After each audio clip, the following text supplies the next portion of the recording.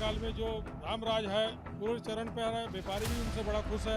हमारा देश तरक्की कर रहा है। क्या जय श्री राम कहने से रोटी मिल जाएगी? मैं ये सवाल पूछना चाहता हूँ। विदेशी कोख से जन्म ली है कांग्रेस पार्टी और उनके नेताओं ने विदेशी कोख से जन्म लिया है।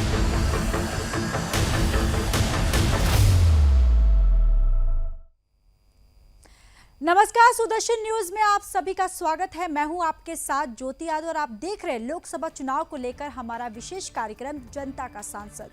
2024 के लोकसभा चुनाव का शंखनाद हो चुका है। सुदर्शन न्यूज देश भर की लोकसभाओं के विभिन्न क्षेत्रों में जाकर लोकसभा चुनाव को लेकर जनता के सियासी रुख को जानने की कोशिश कर रहा है। सुदर्शन न्यूज उत्तराखंड के ब्यूरो चीफ कृष्णा कुमार ने हरिद्वार लोकसभा के हर की पैड़ी लोगों के साथ बातचीत की, उनके सियासी रुख को भी जानने की कोशिश की है। वो हर की पैड़ी जहां सिर्फ उत्तराखंड ही नहीं बल्कि देश भर से श्रद्धालु आते हैं, जो हर की पैड़ी जो सनातनी आस्था का केंद्र भी है। उस हर की पैड़ी पर जनता के लोकसभा चुनाव को लेकर क्या प्रतिक्रिया दी है, आप भी देखिए। देवभूमि उत्तराखंड भी चुनाव की दहलीज पर खड़ा है, जहां 19 अप्रैल को पहले चरण में ही मतदान होना है।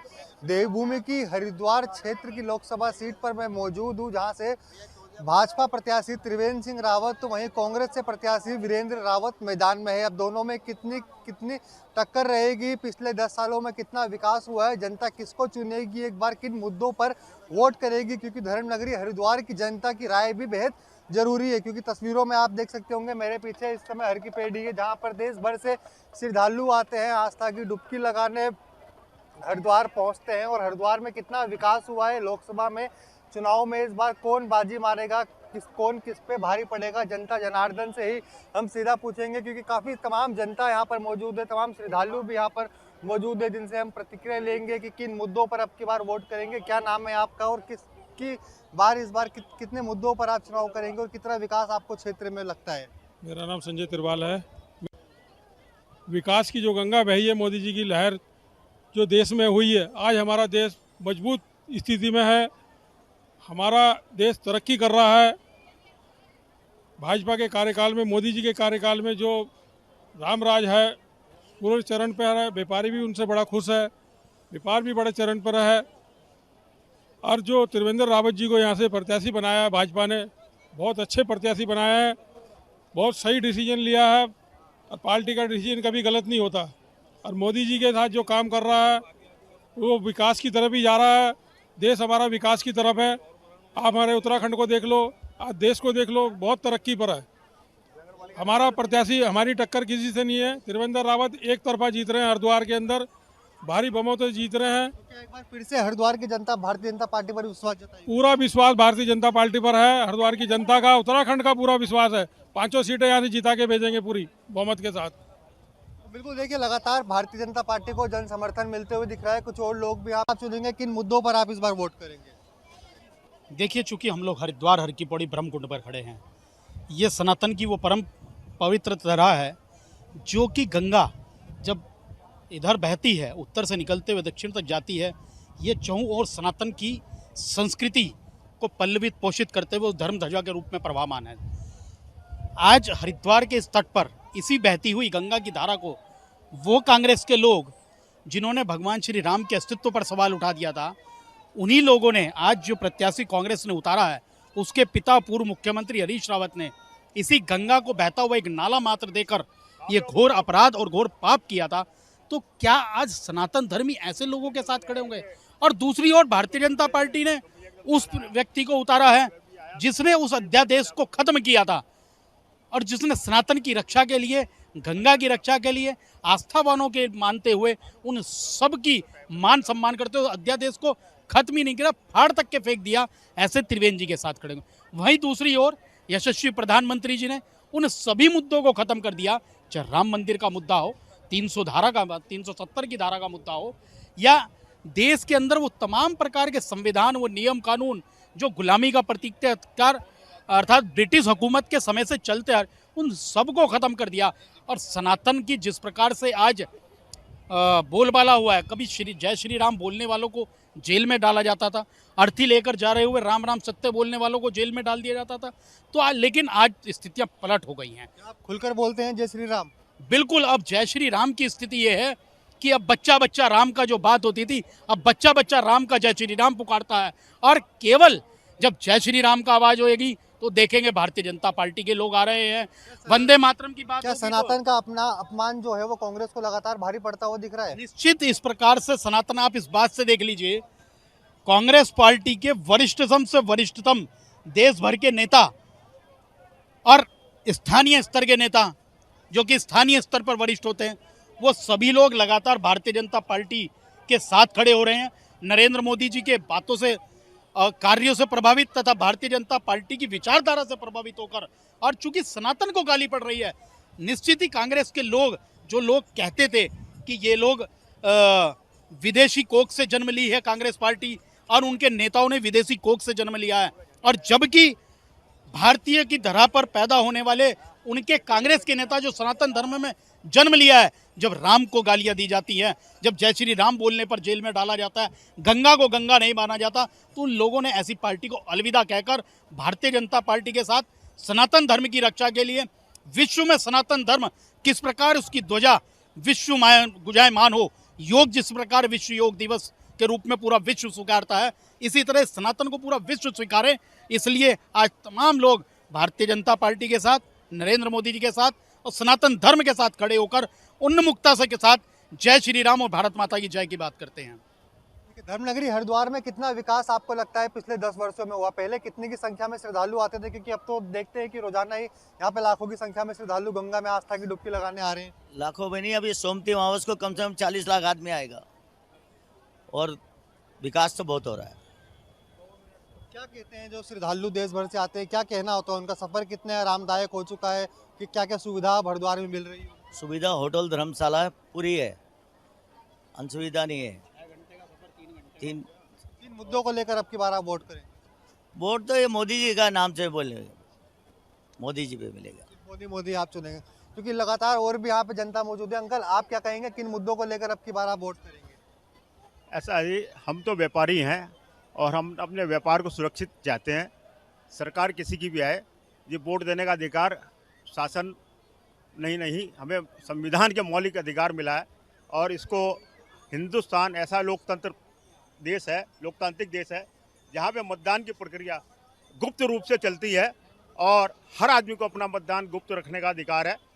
तो जैसे हर व्यक्ति, मुद्दे क्या होंगे आपके, आप वोट करेंगे? मुद्दे तो उसी पे आ रहा हूँ भाई साहब, मुद्दे तो उसी मुद्दे पे आ रहा हूँ।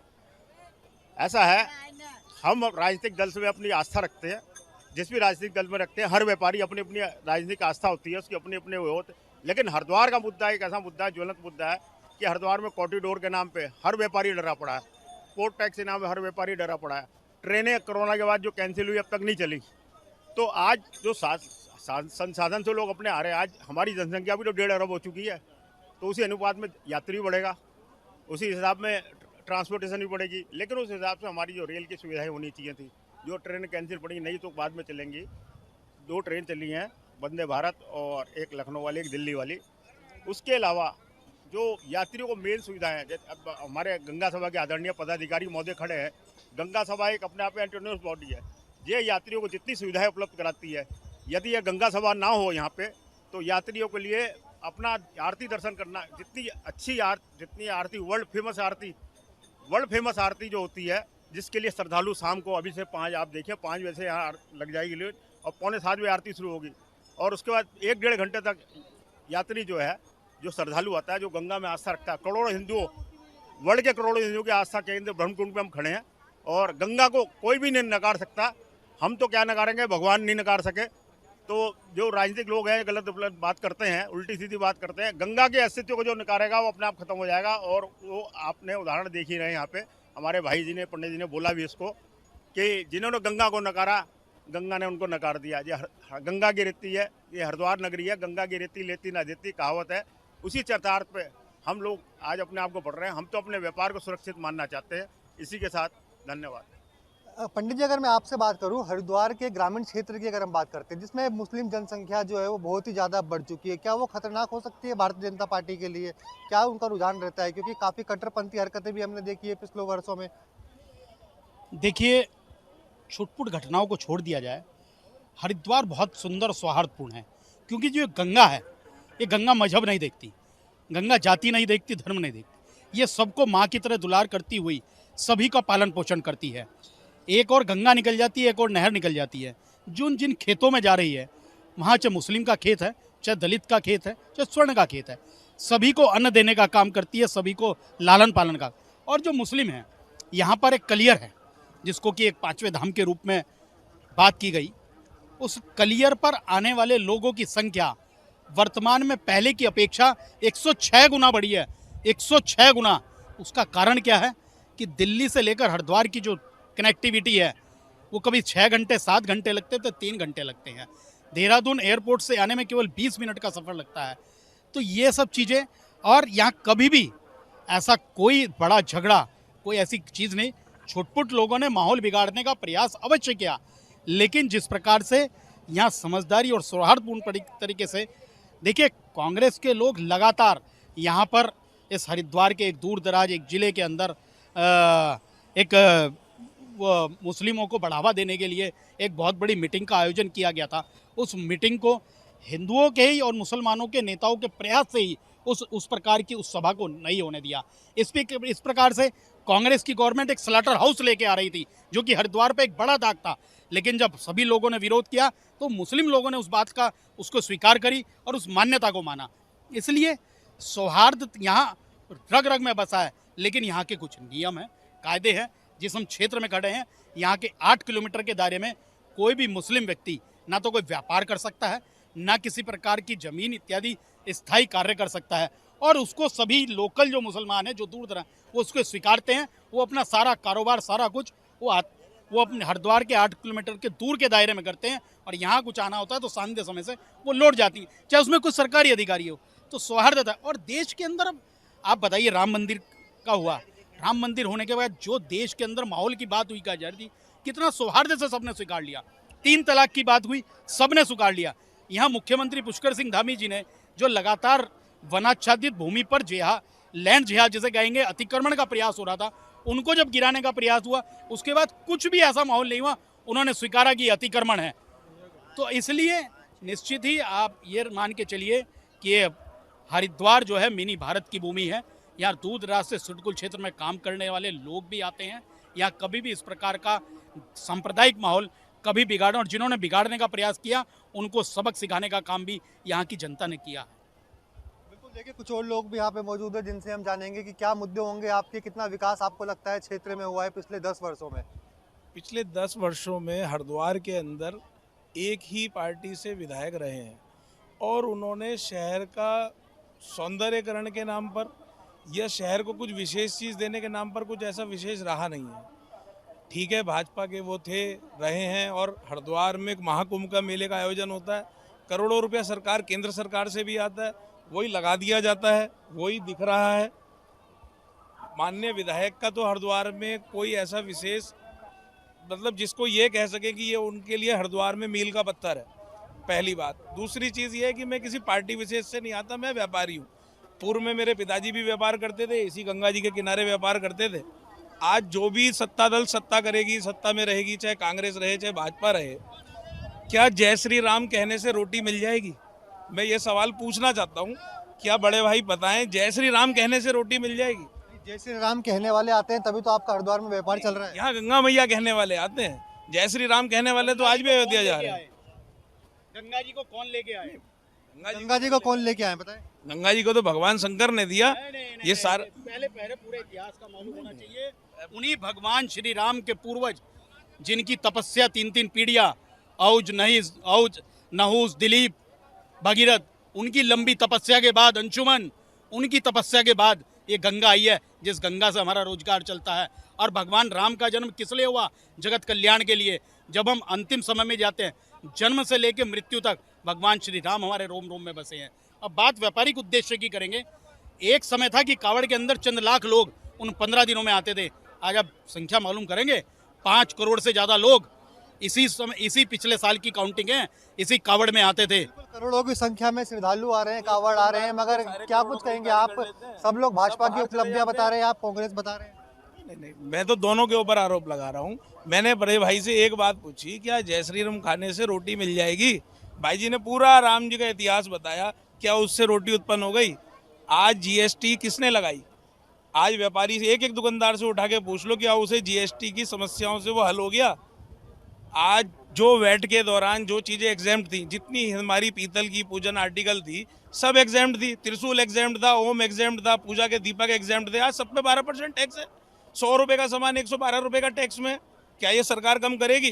लेकिन उससे बिचौलियों को तो कम कर दिया गया। आज जीएसटी के ऊपर बिल लोड करने के ऊपर अपलोड करने के हुए उत्तराखंड सरकार द्वारा ही जिस प्रकार की लाभकारी और इनामी योजना चलाकर व्यापारियों को प्रोत्साहित किया, जो बीच की चोरी है वो चोरी खत्म होने के बाद अब सीधा वो सारी चीजें हो रही हैं। देखिए, बातों को गंभीरता से समझना पड़ेगा, केवल गंभीरता से समझना पड़ेगा। इस देश के अंदर लगातार हर चीज के अंदर, खुद इनके प्रधानमंत्री जब कहते थे 1 रुपया दिल्ली से चलता है और 15 पैसे यहाँ तक आके हो जाता है, हर विषय में दलाली थी। आज किसान के व्यापारियों के मैं आता हूँ दोबारा आपके पास। व्यापारियों के साथ साथ कुछ युवा वर्ग भी यहाँ पे मौजूद है। क्या नाम है आपका? जी, मेरा देवेंद्र प्रजापति नाम है, स्टूडेंट हूँ मैं। कहाँ से आप आए हैं? जी, कोटा से आया हूँ मैं। पर मेरा मानना ये है कि जो बीजेपी की राजनीति कर रही है, धर्म और ये मजहब के अनुसार जो राजनीति कर रही है, और ये जो भी मांग रही है वोट वगैरह, जो राम मंदिर के नाम से मांग रही है, हमेशा जब भी राजनीति होगी या तो हिंदू मुस्लिम या फिर धर्म के नाम से होगी राजनीति, तो इसके अलावा इसके आगे अनुसार मतलब कोई मतलब ये नहीं है। कहाँ पे लगता है आपको हिंदू मुस्लिम की राजनीति हो रही? क्या क्या मुद्दे लगते हैं? क्या कोटा में कुछ विकास नहीं हुआ लगता आपको? सब जगह हो रही है भैया। कोटा में कुछ विकास नहीं हुआ? कोटा में विकास हुआ है, पर वो वही बात है, हिंदू मुस्लिम के अनुसार होती है सारी। किसके नेतृत्व में विकास हुआ है? ये अपने बिल्ला जी क्या वो समय की मांग है, ये विकास नहीं है। अरे भैया, एक घर में 10 आदमी रहेंगे तो कमरा गंदा भी होगा तो उसे सही तो कराएंगे। जब 10 आदमी रहेंगे तो कल को 12 होंगे तो बगल वाला मकान भी लेना पड़ेगा। जिसको आप विकास नाम दे रहे हो ना, वो विकास नहीं, वो समय की मांग है। आज अगर हरिद्वार के अंदर कभी 1 करोड़ आदमी आते थे, अब 2 करोड़ आ रहे हैं। शासन इसीलिए तो कॉरिडोर ला रहा है, पर वो कॉरिडोर लाने के लिए जितनी जगह पड़ी है, पहले लाखों में आते थे, अब करोड़ों में श्रद्धालु आ रहे हैं। लेकिन सरकार ने तमाम विकास योजनाएं करी होंगी, जैसे कि इन्होंने बताया दिल्ली आने जाने में पहले 6 घंटे लगते थे, अब 3 घंटे लग रहे हैं। क्या उदाहरण देंगे आप? एक छोटा सा उदाहरण है, पहले कहीं भी रेडी फटरी की स्थिति होती थी, आज एक रेडी फटरी लगाने वाले के लिए वेंडिंग जोन स्थापित है।